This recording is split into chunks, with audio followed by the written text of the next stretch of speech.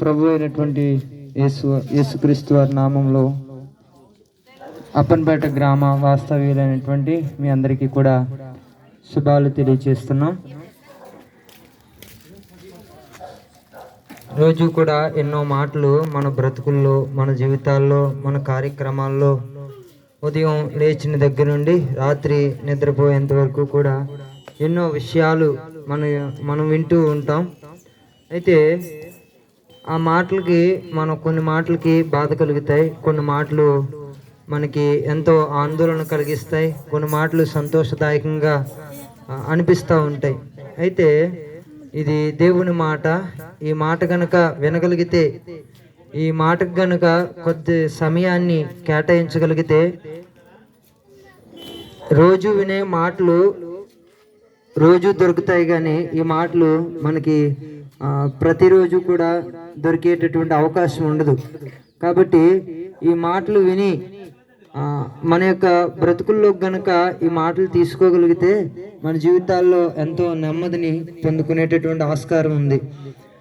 దేవుని వాక్యం నుండి, అంటే క్రైస్తవులుగా దేవుణ్ణి ఆరాధిస్తున్నటువంటి ప్రజలకు పరిశుద్ధ గ్రంథము అనబడుతున్నటువంటి బైబిల్ గ్రంథం ఒకటి ఇవ్వబడింది. దానిలో దేవుని ఆత్మ ద్వారా ఎంతోమంది భక్తులు దైవ లేఖనాలలో నుండి ఎన్నో విషయాలు దేవుడు వారికి నడిపించినటువంటి, దేవుడు వారి జీవితాల్లో ఏదైతే అనుగ్రహించాడో, దేవుడు ఏ మాటలైతే వారికి అందించాడో ఆ మాటలు ఈ యొక్క బైబిల్ గ్రంథంలో నిక్షిప్తపరిచారు. ఆ మాటల్లో నుండి ఒక మాటను కనుక మీకు జ్ఞాపకం చేస్తాను. ఒకడు సర్వలోకాన్ని సంపాదించుకుని తన ప్రాణాన్ని పోగొట్టుకుంటే దానివల్ల ఏంటి వానికి ప్రయోజనం అనేది పరిశుద్ధ గ్రంథం ఆ మాట తెలియజేస్తూ ఉంది. అంటే ఈ లోకంలో సంపాదన అనేది ప్రతి నోట వినబడుతుంది. సంపాదన అనేది ప్రతి దినము కూడా దానికి ఎంతో ప్రాముఖ్యతనిస్తూ ఉంటాం. కొందరు సంపాదించిన దానికి ఇంకా రెట్టింపు సంపాదించడానికి ఆతురపడుతూ ఉంటారు. అసలు సంపాదన దృష్ట్యా మానవుడు పరుగులు పెడుతూ ఉంటాడు. సంపాదన అనేది చాలా తన జీవితానికి ప్రాముఖ్యమైనటువంటి ఘట్టముగా ఎంచుకుంటూ ఆ సంపాదనలో తన జీవితాన్ని కొనసాగిస్తూ ఉంటాడు. అయితే ఇక్కడ దేవుడు చెప్తున్నటువంటి మాట ఏంటంటే, ఒకడు సర్వలోకాన్ని మన సంపాదనలో నుండే ఈ లోకం అంతటినీ కూడా సంపాదించుకుని, అంటే భవంతులు సంపాదించుకోవచ్చు, వాహనాలు సంపాదించుకోవచ్చు, వస్తు వైడూర్యాలు, ఎన్నో రత్మాణిక్యాలు, ఇలాంటి విలువైనటువంటి వాటిని ఎన్నో సంపాదించుకోవచ్చు. కానీ ఈ సంపాదన అంతటి వలన ఒకవేళ ఒకరోజు తన ప్రాణాన్ని కోల్పోయేటటువంటి అవకాశం ఉంది. ఎందుకంటే ఎంత గొప్ప వ్యక్తికైనా మరణం అనేది తథ్యం. ఎంత ఉన్నతుడైనప్పటికీ కూడా మరణం అనేది ప్రతి వ్యక్తి జీవితంలో అది మరి పసిబిడ్డ మొదలుకొని ముసలి వయసులో ఉన్నటువంటి వ్యక్తి వరకు కూడా మరణం ప్రతి వారిని తడుతూ ఉంది. నాకు మరణం రాదు, నేను పుణ్యాత్ముని కదా, పుణ్యకార్యాలు చేస్తున్నాను కదా, నేను ఎన్నో మంచి పనులు చేస్తున్నాను కాబట్టి నాకు మరణం రాదు అనుకోవడానికి ఏ వ్యక్తికి కూడా అవకాశం లేదు. మరణం అనేది దేవుడు ప్రతి ఒక్కరికి నియమించాడు. ఆయా పరిస్థితులను బట్టి, ఆయా బలహీనతలను బట్టి, తన యొక్క కాల పరిమితిని బట్టి మానవులు వెళ్ళిపోతూ ఉంటారు. అయితే దేవుని వాక్యం సెలవిస్తూ ఉంది, ఒకడు సర్వలోకాన్ని, అంటే ఈ లోకంలో ఎన్నో రకాలైనటువంటి వాటిని సంపాదించుకుని ఒక రోజున ప్రాణాన్ని పోగొట్టుకుంటే దానివల్ల అతనికి వచ్చినటువంటి లాభం ఏంటి, దానివల్ల అతనికి కలిగేటటువంటి ఉపయోగం ఏంటి, ఇదంతా సంపాదించిందంతా ఏం చేస్తాడు? ఒకవేళ ఈ యొక్క సర్వలోకంలో ఉన్నటువంటి ఈ సర్వ సృష్టిని తిరిగి కూడా ఎన్నో మరి రాష్ట్రాలు తిరిగి తన పేరు ప్రఖ్యాతులు గడించవచ్చు, ఎన్నో అధికారాలు, హోదాలు కలిగి ఉండొచ్చు, ఎన్నో రకాలైనటువంటి వాటిలో తన యొక్క ప్రోత్సాహాన్ని అందించి ఉండొచ్చు, ఎన్నో రకాల వాటిలో తన పాలు పంపులు పొందేటటువంటి అవకాశం కూడా ఉండొచ్చు. కానీ దీని అంతటి వల్ల ఏంటి అతనికి ప్రయోజనం? తన ప్రాణాన్ని ఒక రోజు కోల్పోతాడు. ఈ కోల్పోయినంత తరువాత ఇతడు సంపాదించిన దాన్ని ఏం చేస్తాడు అనేది దేవుడు ప్రశ్నిస్తా ఉన్నాడు. బైబిల్ గ్రంథంలో ఒక ధనవంతుడు ఈ విధంగానే తన ప్రాణంతో అనుకుంటున్నాడు, నా ప్రాణమా తినుము, త్రాగుము, సుఖించుము, అనేక సంవత్సరాలకు సరిపడినటువంటి అంతా కూడా ఆ కొట్లలో మరి ఎన్నో రకాలైనటువంటి మరి బంగ్లాల్లో నేను దాచిపెట్టాను, దీని అంతటిని బట్టి నువ్వు సంతోషించు, తృప్తిపడు అని తన ప్రాణంతో చెప్పుకుంటూ ఉంటే దేవుడు అంటున్నాడు, వెర్రివాడా, ఈ రాత్రి దేవుడిని ప్రాణం అడుగుతున్నాడు, నువ్వు సంపాదించింది ఏం చేస్తావు? ఎవరి వశం చేస్తావు? నువ్వు సంపాదించింది నీ ప్రాణాన్ని కోల్పోయిన తర్వాత నీకు వచ్చిన లాభం ఏంటి? నీ ప్రాణాన్ని నువ్వు పోగొట్టుకున్న తర్వాత నీకు వచ్చినటువంటి ఉపయోగం ఏంటి అని చెప్పి దేవుడు ప్రశ్నిస్తా ఉన్నాడు. కాబట్టి దేవుని ప్రజలారా, ఈ మాటలు ఏందో ఒకసారి ఆలోచన చేయండి. ఒక రోజున మన ప్రాణం పోతుంది, అయితే ప్రభువుని సంపాదించుకున్నావా? ఎన్నో సంపాదించడానికి ఇష్టపడుతున్నావు, ఉద్యోగం సంపాదించడానికి, పనిలో నైపుణ్యతను సంపాదించడానికి, గ్రామంలో పేరును సంపాదించడానికి, ఎన్నో రకాలైనటువంటి వాటిలో పేరు ప్రఖ్యాతులు గడించడానికి, పేరు ప్రఖ్యాతులను సంపాదించడానికి పరుగులు పెడుతున్నావు. అయితే ఉన్నత అధికారుల దగ్గర ఎంతో గౌరవాన్ని సంపాదించుకోవడానికి నువ్వు ఇష్టపడుతూ ఉన్నావు.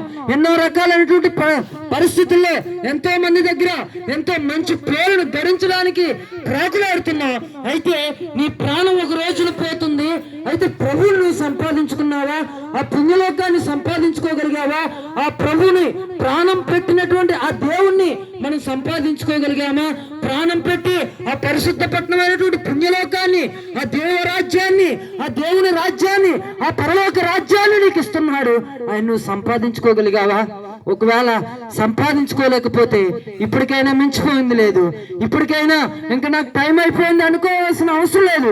ఈ క్షణమే నిజమే, నేను అన్ని సంపాదించుకున్నాను, ఉద్యోగాన్ని సంపాదించుకున్నాను, పనిలో నైపుణ్యతను సంపాదించుకున్నాను, ఒకవేళ ఎన్నో రకాలైనటువంటి పేరు ప్రఖ్యాతులను నేను సంపాదించుకున్నాను, కానీ సృష్టికర్త అయినటువంటి నన్ను, ఈ భూమిని, ఈ ఆకాశాన్ని, ఈ సమస్తాన్ని సృష్టించినటువంటి ఈ సృష్టికర్త నేను సంపాదించుకోలేదు అని రొమ్ములు గుర్తుకుని ఈ రోజు కనుక ప్రభు సన్నిధిలో పశ్చాత్తాపడితే ప్రభు నేను క్షమిస్తాడు, నీ పాపం అంతటి నుండి ఆయన విడిపిస్తాడు.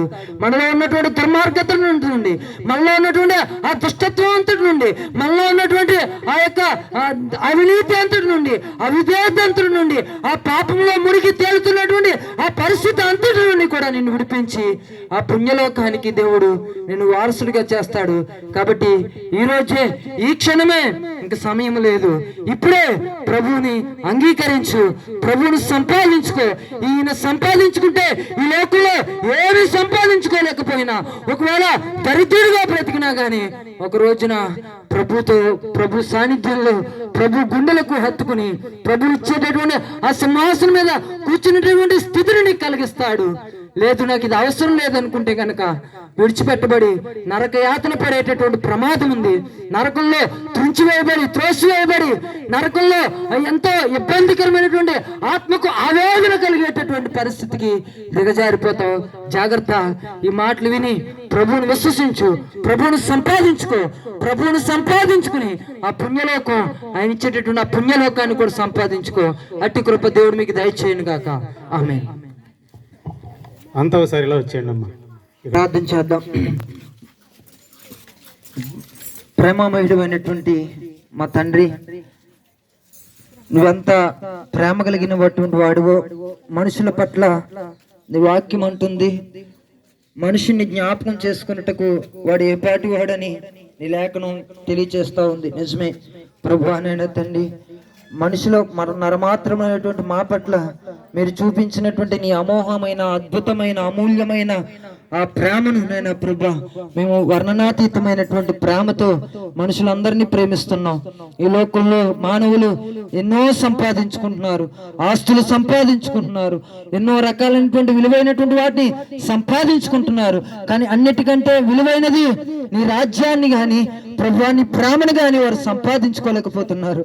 దయచేసి ప్రభా, ఈ యొక్క నేను తండ్రి సాయంకాల సమయంలో ఈ మాటలు నైనా ప్రభా, ఎందరైతే నైనా ప్రభా ఈ మాటలు ఎందు ఆలోచన చేశారు నైనా ప్రభా, వారి జీవితాల్లో కార్యం చేయండి ప్రభా. ఈ లోకంలో ఎన్ని సంపాదించుకున్నా ఒక రోజున ప్రాణంతో పాటు అవన్నీ పోతాయి, కానీ నిన్ను సంపాదించుకుంటే ఒక రోజున పుణ్యలోకం దక్కుతుంది, పాపం నుండి విడుదల దొరుకుతుంది ప్రభా. నైనా పరిశుద్ధ జీవితం అనేది ప్రతి మానవునికి సంక్రమించబడుతుంది, అది నీ ద్వారా మాత్రమే సాధ్యమని అనేటటువంటి సత్యం ఈ రాత్రి నైనా ప్రభు, ఈ సాయంకాల సమయంలో అందరికీ నైనా ప్రభా తేటతెల్లంగా వెల్లడి చేశారు. నిన్ను సంపాదించుకోవడానికి అందరైతే ఇష్టపడుతున్నారు, వారి జీవితాల్లో మార్పును, వారి జీవితాల్లో పాప క్షమాపణను, వారి జీవితాల్లో ఉన్నటువంటి అవకతవకలన్నిటి యేసు నామములో విడిపించమని అడుగుతున్నాను.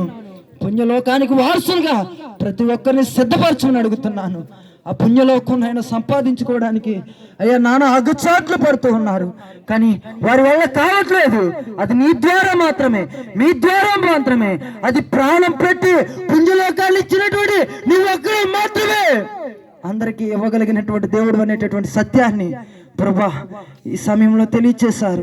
ఎందుకు మాట్లాడించారో మాకు తెలియదు, ఎవరిని రక్షించబోతున్నారో మాకు తెలియదు, కానీ ఈ ప్రాంతం అంతటిని ప్రభా నజరేయుడైనటువంటి యేసుక్రీస్తు వారి ఉన్నతమైన నామంలో రక్షించమని అడుగుతున్నాను. గొప్ప కార్యం చేయండి. నిన్ను సంపాదించుకుని పుణ్యలోకంలో నీతో పాటు ఆనందించగలిగే ఆ యొక్క అయా ప్రభు బంధాన్ని, నీతో సహవాసం చేయగలిగే ఆ ప్రాముఖ్యమైనటువంటి ఘట్టాన్ని ప్రతి ఒక్కరూ చేరుకోవడానికి సహాయం చేసి విన్న మాటలు ప్రతి వారి హృదయంలో ఫలింప చేయండి. ఇంతవరకు చేయబడిన సువార్త అంతటిని చేతులకు అప్పగిస్తున్నాను. ప్రతి వాని హృదయాన్ని తెరవండి, ప్రతి వాని హృదయాన్ని ప్రభు తట్టమని ప్రార్థన చేస్తున్నాను. ఏ హృదయంలో విశ్వాసం కలుగుతుందో వారి విశ్వాసాన్ని అంచెలంచెలుగా అభివృద్ధి చేసి రక్షణలోకి నడిపించండి. ఆ రక్షణ పుణ్యలోకానికి వెళ్ళేటట్లుగా వారిని ప్రభా మార్పు కలిగించి నీ పరిశుద్ధ పట్టణంలో ప్రతి ఒక్కరు ఉండేటట్లుగా, ఏ ఒక్కరు విడిచిపెట్టడానికి వెళ్ళలేదు ప్రభా, ఒక్క డెక్కైనా విడిచిపెట్టడానికి వెళ్ళలేదు ప్రభా. అందరూ రక్షించబడాలి, అందరూ పుణ్యలోకంలో ఉండాలి, అందరూ శుభాశాలను అధిష్ఠించాలి, అందరూ నీతో పాటు సహవాసం కలిగి ఉండాలి. అట్టి కృప ప్రతి ఒక్కరికి అనుగ్రహించి ఈ నామానికి మహిమా ఘనత ప్రభావాలు పొందమని యేసు ఉన్నతమైన నామంలో ప్రార్థించి వేడుకుంటున్నాను మా పరమ తండ్రి, ఆమేన్. మా ఆశీర్వాదం ఇచ్చే ముందు ఒక ప్రకటన. దేవుని ప్రేమయు, కుమారుడు యేసుక్రీస్తు వారి కృపయు, పరిశుద్ధాత్మ అందించిన సహవాసమైన సన్నిధి ఇక్కడ కూడిన మనకు, ఆయనందు విశ్వాసం బిడ్డలందరికీ సదాకాలం తోడయుండును గాక. ఆమేన్, ఆమేన్, ఆమేన్. అందరికీ వందనాలండి.